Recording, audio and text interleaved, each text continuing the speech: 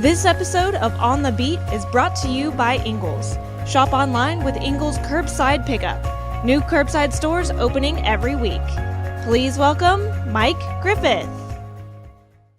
Well, hey everybody, Mike Griffith here, and welcome to tonight's Ingles on the Beat segment. And wow, what a dynamic draft for the Georgia Bulldogs with another 10 players selected. That ties Alabama for the most, and the Dawgs setting a record with 25 draft picks over the last 2 years, which breaks the former record of 24 set by Georgia, right, in the previous two drafts. So a lot of reactions, I guess, going into this. I'll tell you up front, we're going to talk later in the show. I was at Kenny McIntosh's house, a very emotional place, obviously, and certainly tracking the Georgia players as they win. It was good to see Jalen Carter go early. I thought that was big for Jalen. You know, Drew Rosenhaus is his agent, and Drew Rosenhaus actually FaceTimed Howie Roseman, the Philadelphia Eagles GM, as they were walking into the draft in Kansas City. And he had the Philadelphia Eagles GM on the phone, and he said, Howie, I want you to talk to Jalen. And apparently the conversation was, Howie said, Jalen, how are you doing? Are you going to work for me? And Jalen said, Coach, I promise I'll work my ass off for you. And that FaceTime call led to Jalen Carter being in a top 10 pick. And, the rumors were that, someone in the Georgia program had said that Jalen didn't work hard in practice. Well, we know that that wasn't Kirby Smart. And Kirby said that at the end of last year that Jalen had to mature, but no one had a beef with Jalen Carter. Certainly not Kirby, certainly not Glenn Schumann, certainly not Trey Scott. But that was the rumor that circulated. And these rumors, first they were talking about Jalen off the field, and then this circulated, and apparently that's what dropped him down in the draft.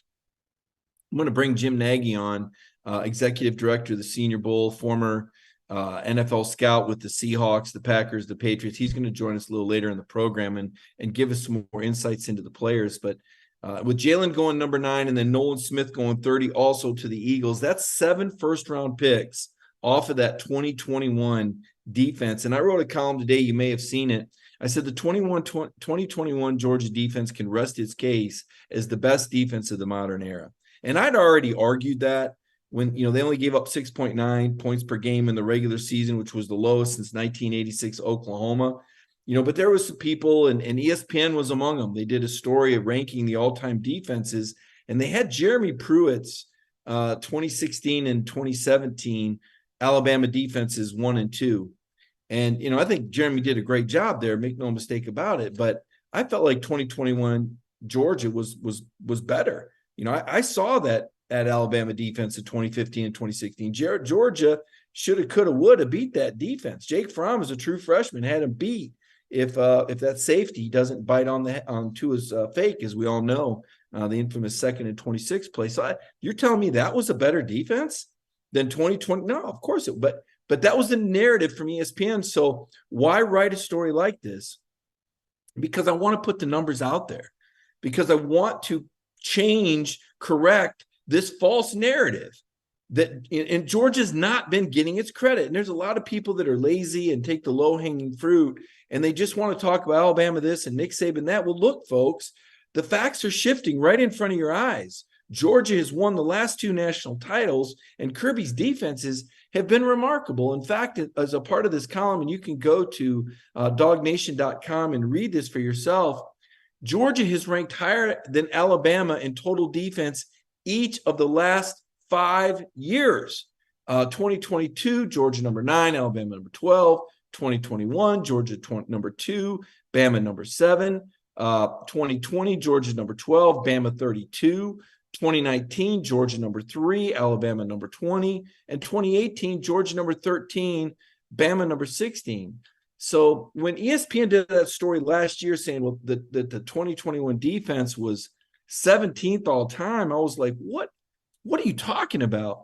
Well, now here we are in this story, and I can't read through them all, but you will see where all the players off of those Alabama teams were picked versus the Georgia players and where they were picked. And there's a comparison round by round, and you can see for yourself that the Georgia players were picked higher across the board than Alabama. Nick Saban still hasn't had a defensive player picked number 1 overall. Bryce Young, in fact, was the first ever player that Nick Saban had that was picked number one. Bryce Young, who, by the way, got my Heisman Trophy vote each of the last 2 years. I do believe he was the best player in college football. And I did the Paul Feinbaum show earlier today on the SEC Network. And I said to Feinbaum, I said, look, Alabama had the same number of picks that Georgia did, 10, and they had the best player in college football the last 2 years. They got nothing to show for it. That's more evidence to me that Kirby Smart is doing a better job than Nick Saban. And Feinbaum said, I said, you would think you would at least win your division with that. And we kind of parted saying, well, what do you think of Alabama this year? They went to Notre Dame to get a quarterback out of the portal. I said, it's a Hail Mary. At this stage of the game, getting a quarterback, it's a Hail Mary.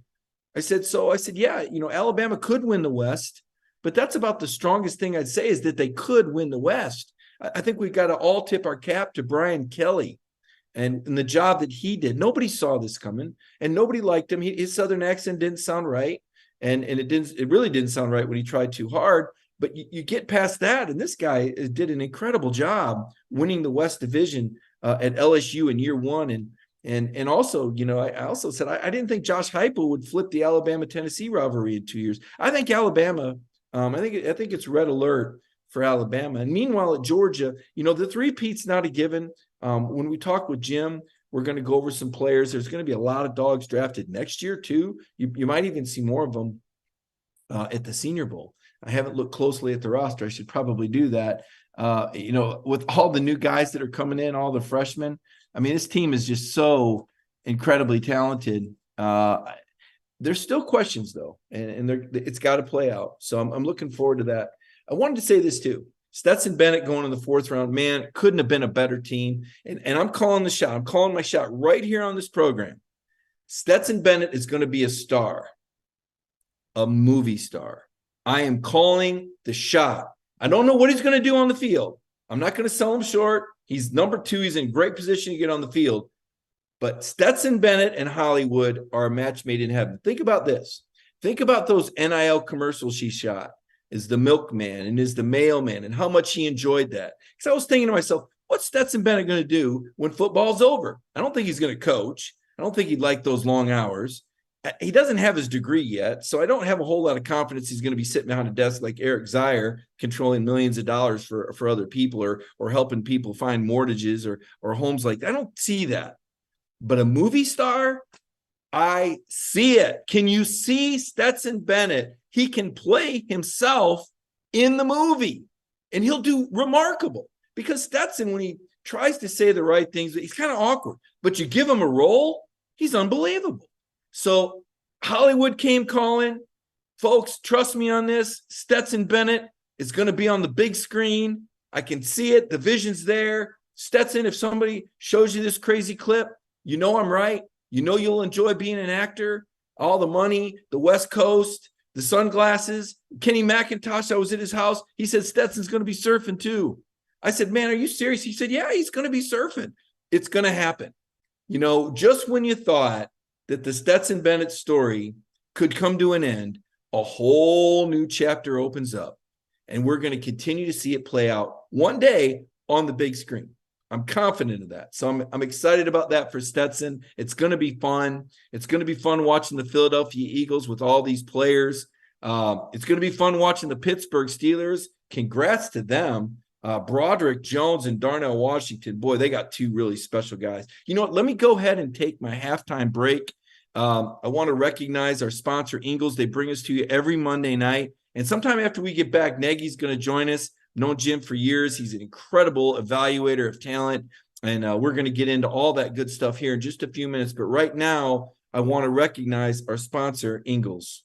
Did you know that Ingles sells more organics than any other store? Or that they run their own dairy? Or that they only serve USDA choice and prime meat? Did you know that they have more local craft beer than any place else? Or that they have Energy Smart stores? Or that they professionally slice and package imported cheese from Europe? Did you know about their giant international aisle, local farm partnerships, curbside pickup, wine department? Or that they donate 3,956 meals a day to local food banks? Well, now you do. It's all in the bag. Ingles, low prices, love the savings.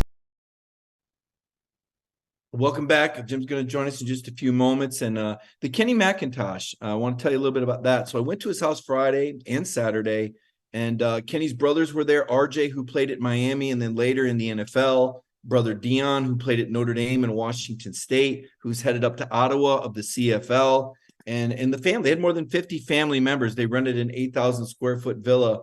And just a lot of love and happiness all around me. And you really got to see why Kenny is such a nice, polite young man when you met all of his relatives and just saw all the love in that house. But I got to tell you, as Saturday wore on and we got past the 5th round, things started to tense up. I mean, this wasn't supposed to happen. And I know Kenny ran a 4.62 40 and his combine wasn't good, but we all saw what he did with the ball in his hands. And I'll give Kenny credit. He kept a stiff upper lip.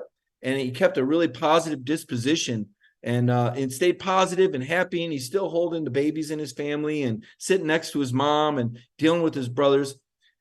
The kitchen conversation had started about midway through the 7th round with Robert Bailey, the 2-time Super Bowl champion with the Cowboys, who works for Drew Rosenhaus, Kenny's agent. And Philadelphia and Dallas were bidding against each other in free agency. The Cowboys offered $150,000. The Eagles offered $200,000 and a $20,000 signing bonus. And for a minute there, it looked like Kenny might go to Philadelphia. And then a shot out of the blue, the Seattle Seahawks, Pete Carroll. This guy's brilliant. One of the most charismatic coaches I've ever been around. And the Seahawks picked off Kenny with the 237th pick. I got to tell you, 37 in the number, right? So I covered Alabama, and another running back that I got to know really, really well early in my career was Sean Alexander. And Sean wore the number 37 and played in Seattle. So I called Sean and I said, hey, Sean, man, this 237, this was meant to be. Kenny McIntosh, another guy I know well, I said, hey, give him a holler. Welcome him to Seattle because I don't think Kenny knows anything about Seattle. And Sean's like, yeah, man, I'll take care of that. He said, hey, Mike, he said, you tell Kenny and his family one thing they're really going to love about Pete Carroll. He does not care where you were drafted. Pete just wants to score touchdowns. So when Kenny goes in to that Seattle Seahawks locker room, he's going to have just as good of a chance of carrying the ball as anybody in there because Pete Carroll does not worry about the draft picks. And now I'm going to bring my guest on, and what a perfect guest to have on tonight. Somebody that can speak to that point. Excellent transition. Jim Nagy, you worked for Pete Carroll. And I was just telling the audience, you know, what a brilliant guy Pete is and what Sean Alexander told me, that Pete doesn't care where they go in the draft. Give us more background. You worked with the Seattle Seahawks as an NFL scout before you became the executive director. So welcome to the program, and let's dive head first into Kenny McIntosh and the Seahawks.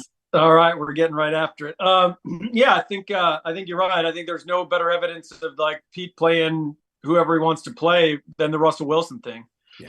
You know, you go back to Russ's year, they paid Matt Flynn a ton of money in free agency, and they drafted this rookie quarterback from Wisconsin, and he outplayed him in the preseason, and they went with the young guys. So it doesn't really matter. And Sean's right, man. His identity, he always wants to run the football. Always wants to run the football. And now they've got 3 really good young guys. And we can talk about the pick and how it became about, but no, Kenny ended up there. I'm glad Kenny ended up there. I know that Kenny and I actually spoke today. He gave me a call, and I know he probably waited around a little longer than he'd hoped, but like I told him, it's not where you start, it's where you finish. And really what makes and breaks NFL careers is where guys end up, and kind of the right system fit, the right culture fit. And I think it's gonna fit in well in Seattle, just based off my 5 years there. Yeah, I mean, I'll tell you, and Jim is a very modest guy, but I need to share something with you here. One of the really cool things about the Senior Bowl, and we talk it up, and some people that don't really understand the game always go, well, that's just an all-star game. What are you talking? I said, no. This is a lot more. This is a culture. And when we talk about the NFL draft process, obviously there's plenty of tape from the season. But when the players get to go in person, it's almost like an on-the-job interview. It's very different. The coaches get to see how fast these guys absorb information. They see how they handle coaching. They see how they move from drill to drill. You can imagine how in-depth it is. But beyond that, you make connections. Those coaches that are coaching you, maybe their team doesn't draft you, but maybe they liked you. And maybe down the road, you know, you work with this coach, and now you've got an in. And in the case of Jim, you've got a guy that advocates for these Senior Bowl players. And I know I talked with Jim earlier in the day, Saturday, and I said, Jim, things are getting kind of tense around here. What's going on? And Jim, I'll let you explain, but I know Jim picked up the phone and made a difference for Kenny McIntosh. But as far as Kenny's draft stock and all that, Jim, and your role and what you do for the Senior Bowl players, I'll let you speak to that. Well, yeah, Mike. I mean, I think it's just like anything else. This is a really small window of time where these teams really get to know the players, right? They've been through Athens numerous times. I mean, especially a school like Georgia. I mean, an area scout will have been through Athens at least 3 times in the fall, probably August, late September, and again in November. But all they do on those visits is hear about players, right? So like the Senior Bowl is really the first time where they can actually meet them. And it's just so much more impactful when you sit down across from a player yourself and really make that personal connection. It's great. And Kirby does a great job there with his staff, and they're really open about their players, and the NFL gets the information they need to get. But there's just something about it. And so when you've got this compressed window of, late January, early February, just through the end of April, I mean, it's a small time to really get to know these guys. And again, I'm not banging the scouting community because that's me. Those are my guys. I was a scout, but these GMs are all human beings, and these head coaches are too. And it matters more to those guys. It's one thing for me to come in a draft room and start pounding the table for Kenny McIntosh rather than if a GM actually, there's a personal investment when these decision makers meet these players, right? I mean, that's how we're all wired, right? I mean, it's one thing, Mike, if you told me about something, I feel a little stronger about if I experience it myself. So that's what the players have to understand. There's scouts going through Athens all the time, but most GMs certainly aren't. No head coaches are. So why wouldn't you get a jump start on the process? But yeah, I mean, I'm not taking any credit for the Seattle draft pick of Kenny McIntosh at all, but I did start picking up the phone. And reaching out to teams, in that 6th round area where it didn't make sense anymore to me that Kenny was still hanging around. I mean, a lot of guys are hurt by what happens in the spring. And let's face it, Kenny didn't have a great spring. The combine and the pro day workout weren't great. But you got to go back to the tape. And that's all the combine is for, is to you see something maybe that, unexpected that surprises you in a test number. And you go back to the tape. Now, did I miss it? Did I see it wrong? What's going on here? And I did that. I did that after the combine just to recheck my eyes on Kenny. And man, you put on the tape in the SEC. I mean, he's one of the most explosive players on the field. So I don't care he ran in the low 4.6s or mid 4.6s, whatever he did. What matters most is how does that carry into a football field? So, I think the league really whiffed. I don't think there was anything injury-wise. There was certainly nothing character-wise. Kenny had a great week in Mobile that way. He was great with our fans. He was great with the teams. He got to introduce Nelly at the concert. That was kind of cool, getting him up on stage. It's one of those things. And when I did talk to John Schneider, the GM in Seattle, who's a very good friend of mine, so I'll put that out there. It's like talking friend to friend. I'm not pitching him to some stranger. I said, John, when you talk about the Senior Bowl process, we had Kenny was our top graded running back ahead of Zach Charbonnet from UCLA, who they took in the 2nd round. Now, Zach had a better spring, but we had Kenny graded higher. And again, I said, John, now that was pre-combine, but just based off the tape, and not that we're always right. I mean, we can be wrong too, but there's certainly not that big of a discrepancy. So, the guys should be off the board by now. It doesn't really make any sense with the versatility and everything. And it's great they picked him, and he's going to a place where I think he's going to fit the culture. And again, they're going to want to run it. So now they've got 3 really talented young guys in their 1st and 2nd year between Ken Walker, who got a ton of votes for Rookie of the Year last year for Michigan State, and Zach Charbonnet is a good player, and now Kenny McIntosh. Yeah, DJ Dallas is there, and DJ is the guy who actually hosted Kenny on his visit to Miami, so there's some familiarity. DJ Dallas played with Kenny's older brother, RJ, and you're right. I mean, Kenny's a different guy with 20 pounds of pads on and the football in his hands, and come to find out, Jim, his high school, University High School, did not have a track program. And yeah, I know these guys trained for the 40, but you're trying to cram in something that's just not natural for, Kenny's best for cutbacks and bursts to the line. And I think this is one occasion, but I've heard, and you're a scout, you've been in the war room. I've heard that sometimes when a high profile guy like Kenny gets passed on by a few teams, other teams start to think, man, did we miss something? Is there something about this guy we don't know? Because, he's like you said, I mean, it was like 6th round. You're going, no, wait a minute. Who's this guy from, Central Michigan? Like these running backs I've never heard of. They're so anonymous. But hey, the Kenny story ended well. He's been welcomed to Seattle by a legend, Sean Alexander. He's playing for a legendary coach. It's a tremendous NFL culture. It's a very community-oriented team, as you know, and Kenny's personality will serve him well. I think it'll be interesting for him to experience Seattle after living in South Florida. His uncle was explaining to him just how far that plane ride was at the end of the night. He goes, so does that mean nobody's coming to see me, man? And they're like, no. It's like going to Europe, man. I mean, it is. I used to have to do it to Atlanta. I used to have to fly from Seattle to Atlanta and then connect Atlanta to Mobile. And it's a full day of travel, man. You get on a 6 a.m. flight in Seattle. You're not getting to the East Coast till 3 or 4 o'clock. But no, the last thing I'd say on Kenny is, we learned a valuable lesson. Bringing it even, but this is like a Bulldog story too. The year Nick and Sony came out, we had a lot of love in the draft room for both those guys, right? And Sony's thing was injury, an injury thing, medical red flag, kind of knocked him down the board quite a bit for us. And then Nick's thing was the 40-yard dash, and I forget what he ran, but it was 4 6s. It was something enough where some people on the staff were concerned about it. And there was a couple guys that were really leading the Nick Chubb charge in the building.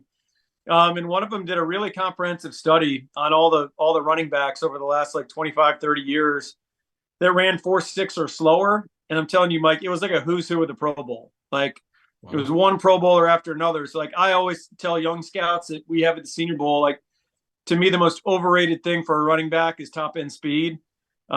It's all about short bursts. You got to get through the hole. I mean, very few running backs at that level will run away from people, like truly run away.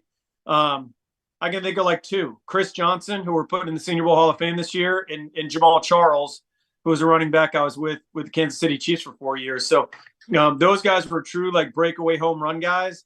There are not many of those. So it's more about the short explosive bursts than that long speed. And we lost that battle that year in Seattle. And we ended up, I think we took Rashad Penny from San Diego State that year. But so again, I think that in whatever he ran in the 4 6s, teams are gonna look back a few years from now and really regret passing on Kenny.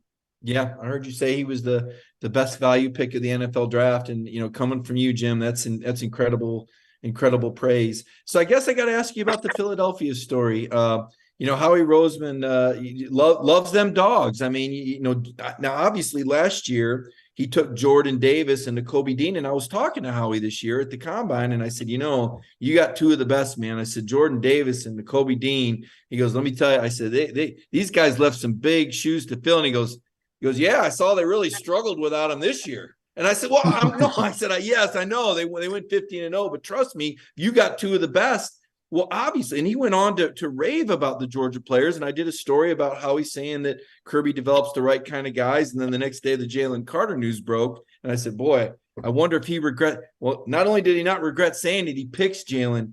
And Jalen, to me, and you're the expert, but my goodness, I don't know that I've ever seen a tackle that's this dominant, and he slipped to number 9, and I know the off-field stuff. How do teams measure that, Jim? When they're sitting there debating a guy and his character, and what's that conversation like, and when does push come to shove? Well, it's hard for me to answer, Mike, because I'm not privy to everything the teams were, and he wasn't a Senior Bowl guy. I kind of stayed out of that. I mean, it's just different. There's a lot of different quote unquote character red flags, right? Like there could be personal stuff, which I do know about. Obviously, everyone knows about the tragedy in Athens and his role in that, which is truly unfortunate. And then there's the football side of things, and that's the work ethic and the passion for football. And to me, that supersedes the personal stuff. Like I think you can overcome some off the field stuff, and become a really good NFL player if you love football and you're wired right and you put the work in. To me, you bust on players that don't love football.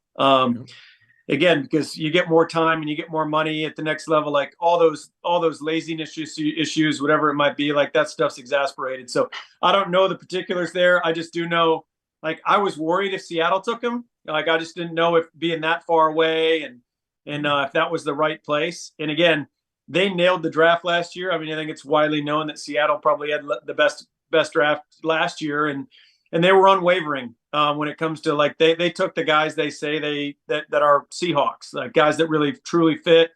And when I was there, like, we made some exceptions. We took some shots. We rolled some dice. And it never worked out. And so I credit them. They stuck to their guns this year. It's probably tough. They had a real need on the interior defensive line. They could have easily just addressed it with Jalen. I credit them for not doing that.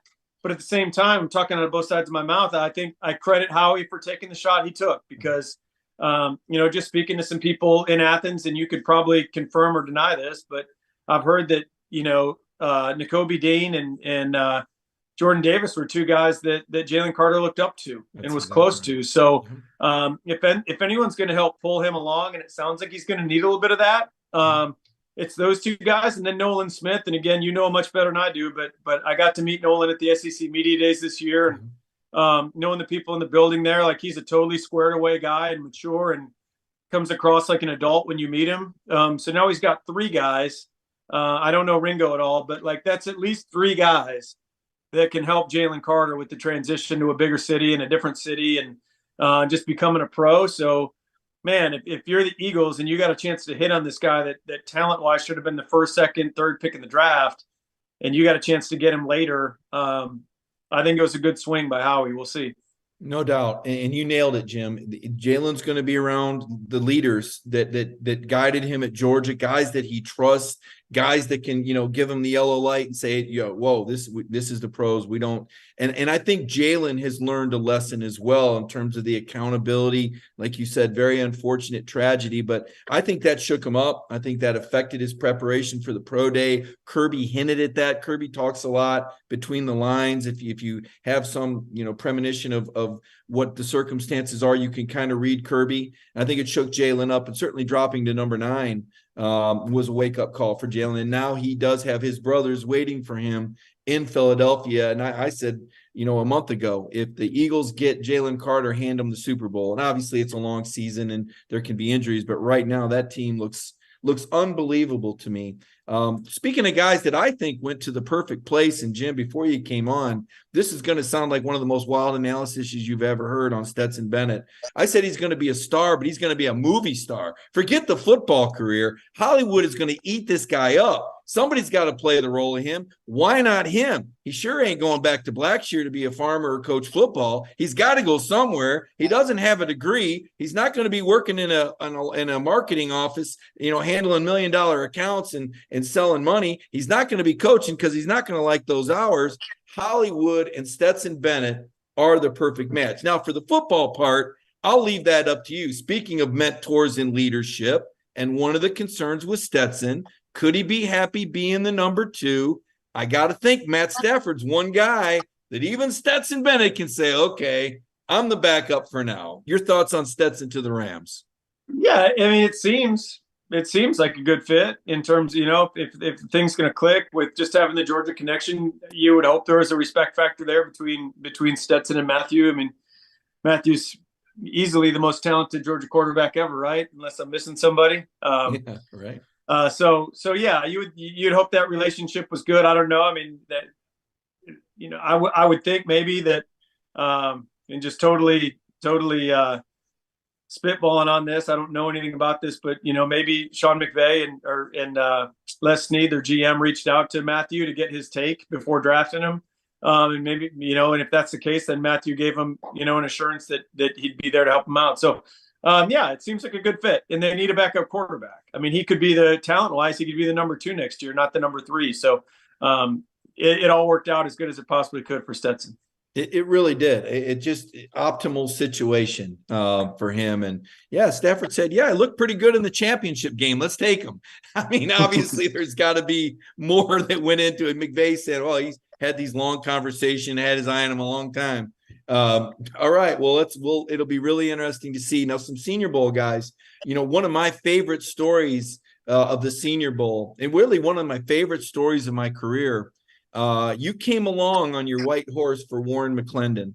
Warren, it was a late Senior Bowl edition. He was in the tragic accident, Jim, hit the brick wall at 84 miles an hour in the front seat of an SUV. And less than 2 weeks later, he's on a Senior Bowl practice field taking reps. That's one of the most remarkable things I've ever seen in my life. And you extended the invitation to him, I think the same time as you invited Stetson. Stetson obviously decided to stay in Dallas, and Warren took the invitation, kind of ran with it. What did you see in Warren that made you give him that invitation? And how much did you know he could do when you invited him to be at your game around all those NFL personnel? Yeah, I mean, the only reason he had the late invite is because they had to finish up the season. He had to declare because he was a junior. Right. Okay. So we can't invite those guys until they actually declare, and he wasn't going to declare until they were done playing. So he would have been, invited much earlier had he been a normal circumstance. So, no, I mean, 3-year starter at Georgia on the offensive line. Last year we had really good success with Salyer and Schaefer, and Salyer played great for the Chargers last year. But, I think it showed a lot of character on Warren's part. I'll say this: I was on the Paul Feinbaum show during Senior Bowl week. Yeah. And I got a little ambushed, right? Like Paul had me on the show, and the first question he asked about Hendon Hooker, who wasn't even practicing during that week. He was hurt. And then the next 6 questions are about Stetson Bennett. And I was like, Paul, like, I'm not judging Stetson. He went through a lot. Like, that was a really tough deal in Athens. And he goes, well, were there other Georgia players in the game? And I'm like, yeah, Kenny McIntosh was there and Warren McClendon. Well, how come they're there? Well, Stetson doesn't have an excuse then.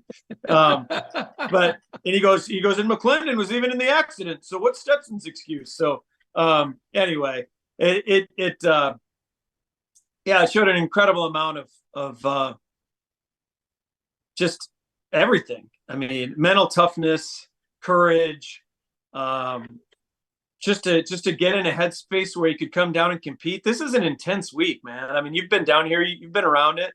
I mean, this is a week-long interview. Like, you can never really turn it off because you're always in front of somebody that's judging you. And so it's an intense environment. We credentialed over 1,100 media people this year. So it was a freaking zoo after practice. And, we shielded him from all that. We kept him out of media day and whatnot. And one day we opened up the field and a media scrum kind of went right to him. And unfortunately, we weren't right there to cut it off. We got there right after a couple of really insensitive questions were asked. Well, now let me give you some background on that. So here's what happened, because I don't know that Molly or you ever got the story. DJ Shockley was there, and DJ's a former Dawg, as you know. And Yep. DJ and Zach Klein went to Warren and said, do you want to talk? Do you want to do this? And Warren said yes. And when they asked him about the accident, he basically said he couldn't remember. And I later talked to Jack Podlesny, the kicker. Warren wanted to do that and get that out of the way because he knew he was going to be asked that by all the NFL teams. And he knew that at some point he was going to answer those questions. So just background for you. DJ and Zach Klein did talk to Warren before the cameras went on and asked him if he wanted to do it. Warren did want to, as you saw, headlong into the week, wanted to play football, wanted to address that issue, get out of the way. Now, that was the last time he talked about it at the Combine. So just some background. That's good. And I didn't know it was Shockley. I didn't know who it was. I wasn't down in the field at that point, but no, that's good background. No, so Warren, I think he's got the ability to play both tackle spots. Bring him in. I think he's more of a right tackle, which he played there. Yeah. I think that's his best spot at the next level, and he's probably a guy that's being projected as a swing backup. But the guy's played a ton of football, and he's obviously tough and competitive, and football matters to him. So those guys usually end up on the offensive line. Those guys usually end up being better than you think they'll be, kind of overachieving where you draft them. So it wouldn't surprise me one bit if Warren's the starting right tackle. Yeah, military family background, tough kid. I'm sure the NFL teams do their research. They know all those same things that I do, certainly. Chris Smith was a guy that, Jim, I was concerned with Chris because A little undersized for safety. Not a lot, not like he's tiny, but 5'10", 5'11", 190. They usually like him about 10 pounds heavier, an inch or two taller. Such a playmaker, and it was so great to see him in the Senior Bowl. Really flashed early. You played him at some different positions, gave him some different looks there. What about Chris Smith going to the Las Vegas Raiders? I still have a hard time saying that, in the 5th round. I do too. Again, I think tremendous value there. We knew Chris wouldn't be a great tester, but just a really good football player, as everyone that follows the Dawgs know. He was a guy that was Senior Bowl eligible a year ago, and we didn't invite him. He kind of fell below the cut line for us that year, and he came back this year. And not only did he look, we always liked the football player. We always liked the instincts, and you talk to guys on the staff. They talk about the communicator and just the makeup, the leader, a guy that kind of ties in the back end. But this year you put in the tape, he looked like he had more burst. He looked quicker. He was making more range plays than he'd made in the past. And in the past, I felt like Chris was one of those guys that was really smart and cerebral and like put himself in the right position to make plays. And this year I felt like he went and got it more, like went and made more plays. So we felt good. I loved him. Like he and Jamie Robinson is the guy that went to Florida State, were two guys that went on day 3 that if I were a GM, I would have been jumping all over both those guys because they both love football. Really heady. Chris is, I had this talk with a couple GMs leading up to the draft. Is like, I don't care where you draft Chris. Like I thought he might go because of the testing and the size, like 5th roundish. I'm like, look around the league right now. Look how many guys like Chris Smith are starting at safety. Like all these big, good looking height, weight, speed safeties. I mean, so many of those guys underachieve because they're not instinctive enough. They're just kind of pretty to look at, and they end up being special teams players. Like Chris is the opposite, right? No yeah. Great pick. Great pick by the Raiders. I thought they nailed that one. Yeah, he's a football player. He's like Kenny. Neither one of those guys ran well. They both ran 4.62, but you see him on the field. And, without Chris, I'll say this, without Chris Smith, without Kenny McIntosh, I don't know that you win one national title, much less 2. Chris's pick 6 in Clemson launched the season, gave Georgia the mulligan, so they were able to get the second chance against Alabama. And McIntosh just took over games. And look, it's no secret, the Georgia fans love Stetson, but there were games he did not look good at all and could not throw the ball. And they needed Kenny McIntosh. And Kirby Smart at the championship ceremony, he only cited 2 players. He said they had 2 distinct memories, and one of them was Kenny McIntosh taking over at Missouri when the pass game was flustered and running over people, and 4th and 2, game on the line. Monken's got to make a call. Who does he go to? He's got a lot of options there. He's got Brock Bowers. He's got Stetson on the run. He's got Marcus. He hands it to Kenny McIntosh with the season on the line. Tells you everything, who they go to. And then Jalen Carter taking over the Tennessee game. Those were the 2 memories that Kirby Smart cited. And again, Kirby gives you the answers if you listen closely to those 2 key players. Jim, I want to switch gears a little bit and talk quarterbacks with you because it was a popular topic of discussion. I know that the Senior Bowl, I think Jake Hayner was one of the guys that went pretty early from Fresno. He was down there, but let me back it up. And even though you didn't scout him for the Senior Bowl, or maybe you did, or you knew you couldn't get him, Bryce Young at number 1. Your thoughts about Bryce's size and what we might see out of him, and then I guess right into C.J. Stroud and Anthony Richardson. Again, I know you didn't scout these guys deeply for the Senior Bowl, but you've been around long enough to have a pretty good idea and some thoughts of it, I'm sure. Yeah, I've seen most of these guys quite a bit, like not just in games and tape, but I've seen them at camps, like the Manning camp. And Steve Clarkson does a camp out in Santa Monica every Memorial Day. I saw CJ and Bryce there 3 years ago for the first time. So with Bryce, man, it reminds me of when Russell Wilson came out and I was working for the Chiefs, and our college director asked everyone that graded Russell that year, like, what don't we like? He asked the question, posed the question, what don't we like about this other than this guy's size? What don't we like? And the room was silent. Like there was really nothing not to like about Russell Wilson other than the fact that he was a hair under 5'11". And it's the same thing with Bryce. So there's no getting around the fact that he's a small guy. He's not just short, like he's a smaller guy. Like Russell was at least thick. He was built like a running back.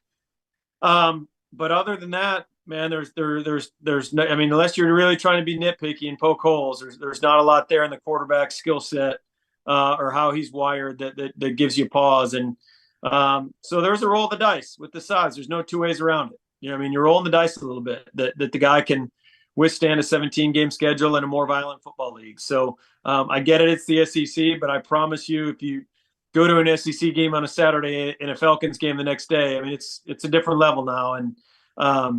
And so that's the roll of the dice. If you're the Carolina Panthers, you need a quarterback. I thought he was the best one. So we'll see. And then CJ, I probably did the least amount of work on.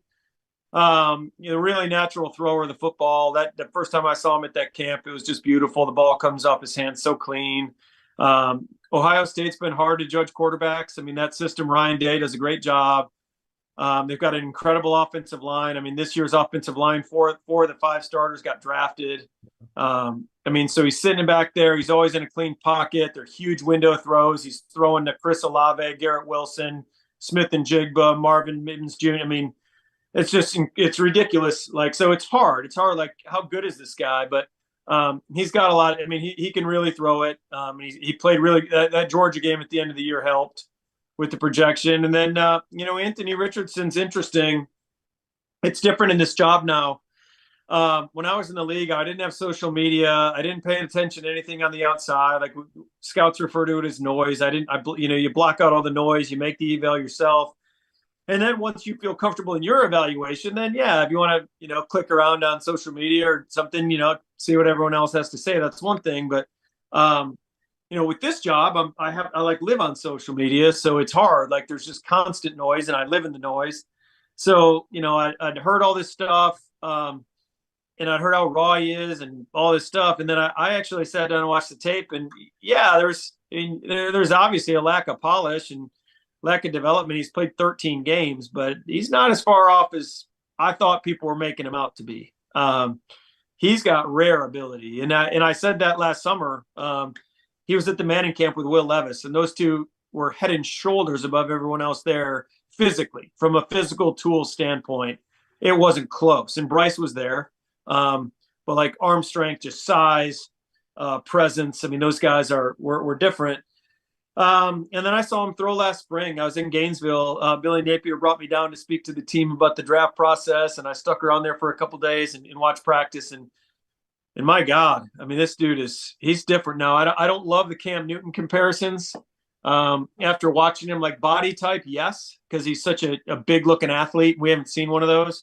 But Cam was dynamic with the ball in his hands. Like Cam was a playmaker with the ball in his hands. He could make you miss. He was elusive. Whereas this guy's different. He's a chain mover. Like he's so big, it's hard to get him on the ground. So he's going to get a bunch of tough yards, and then he's going to pop one. Then he's going to go 80. But there's not a lot of wiggle. There's not a lot of make you miss. I mean, this guy's going to try to run through you, and if you're lucky enough to get him down, then you're saving an 80-yard touchdown. So, really high-end talent. I liked the pick by Indianapolis. I really did. I mean, if you're Chris Ballard, their GM, you've recycled a bunch of veteran quarterbacks now the last 3 or 4 years. Take a shot on a guy with really rare stuff. So we'll see. We'll see how it all plays out. Yeah, exciting players. Steve Spurrier told me last year, and Spurrier, he'll tell you when things aren't good. We all know that. He said the most physically gifted quarterback that he'd ever seen, and told Anthony that, but told him that he needed to put more time in the film room. And Anthony, a guy I think super talented, like you said, intellectual, and I think given some time, I like the pick too. I know a lot of people are going, "What are you talking about? He didn't win." Same thing with Will Levis, Jim, and maybe you can explain this. Will had a tough senior year, numbers wise, played at Kentucky, and people are saying, well, Stetson Bennett beat Will Levis. Why is Will Levis getting picked ahead of Stetson Bennett when Stetson beat him head to head? I mean, how does an NFL person explain and answer that question? Just higher upside, higher upside with the physical stuff. And again, the NFL gets enamored with the physical stuff. I mean, that's to their own detriment at times. I mean, you just see a guy that looks like Will Levis, and the guy can throw it through a brick wall, and he's big and strong. And at that position, to me, you gotta know how to play the position, and Stetson knows how to play it. I mean, Stetson can go through progressions and make good decisions and move and buy a second chance. And, like I always say that in a nutshell, rather than like getting into deep and running off at the mouth of what these guys do, like, can they play quarterback? Can they do what the position asks them to do in terms of reading coverage and making adjustments and making good decisions. And so that's why I think like the physical stuff can be overrated at sometimes. But in a guy like Anthony Richardson, it certainly is. it's intoxicating a little bit to think what he could be if he gets all the mental stuff down. Oh, the ceiling's unbelievable. Jimmy, excuse me, before I let you go, I got a feeling we're going to be talking again next year a lot, because I look at this Georgia roster and I go down the list of seniors here, and I see Xavier Truss, I see Cedric Van Pran. Maybe some of these juniors will have graduated, these redshirt juniors. I mean, who knows? Carson Beck, Kendall Milton. Looking over here on defense, Nazir Stackhouse, Warren Brinson. The list of Georgia guys just kind of goes on. And obviously you've built a really good relationship with Kirby and his staff. I guess your thoughts, where are you guys at? Is the 2024 Senior Bowl draft board up? And when do we start seeing some stuff on social media from you on the draft? By the way, people that want to follow Jim on social media, gosh, I just had it called up here. Isn't it Jim Nagy _SB? Is that right? That's right. Yeah, that's it. You want to believe me, you want to follow Jim. He puts a lot of video up and a lot of opinions up, more than you would ever expect from an NFL personnel guy, and we all appreciate that. But early thoughts on Georgia next year, and where is the Senior Bowl in the scouting process? Yeah, we're there. Our young guys in the office, our scouting assistants, have been on it since like late December. Once we had this year's roster kind of set, there was no sense just spinning our wheels. We had those guys working ahead to next year. We're done with all the Power Fives. We're under the Group of Five and FCS levels now. I got itchy. I usually wait until after the draft every year, but about 2 weeks ago, I got kind of antsy and I started watching some of next year's guys, starting at the top of the board. I haven't seen any Georgia guys yet, but they're going to be there. I mean, you just named off a bunch of really good players. So haven't got to them yet. I can't really comment on any of those guys. I did see the quarterback up there, even though he hasn't played it, hadn't been a starter yet, but he's already on the board with a draftable grade. So we'll see. I don't know what those guys watch to form that opinion, but we'll see on that. But no, we're excited about it. I'm, now that we're this week, I'm doing a lot of this stuff, like recapping the draft and doing a lot of radio shows and podcasts and whatnot. But I can't wait to like fully just like immerse myself in the 2024 class, and we'll be doing that all summer. And we'll be posting stuff every day. Like I usually post a couple different players a day from now through August. I mean, it goes pretty dead on social media in terms of draft content. We try to, post a couple things every single day and keep people engaged. Well, it's outstanding. Again, on Twitter, it's Jim Nagy _SB. And Jim, you've been very kind to me and DawgNation over the years. I'm sure I'll see you at the SEC Media Days, and I'll pull you aside like I always do. And you're trying to get somewhere, and I almost literally grab Jim. No, I got to have you. I really always appreciate your time, and certainly, DawgNation appreciates the relationship we've had with the Senior Bowl. It's a fantastic event. I tell everybody, you got to put this on your bucket list. It's a great event. It's not just a game. The practices are outstanding as well. You get to see the one-on-ones. You see the NFL coaches, some GMs in the flesh. There's activities during the week. The Mardi Gras parade that you added. I know you had Nelly.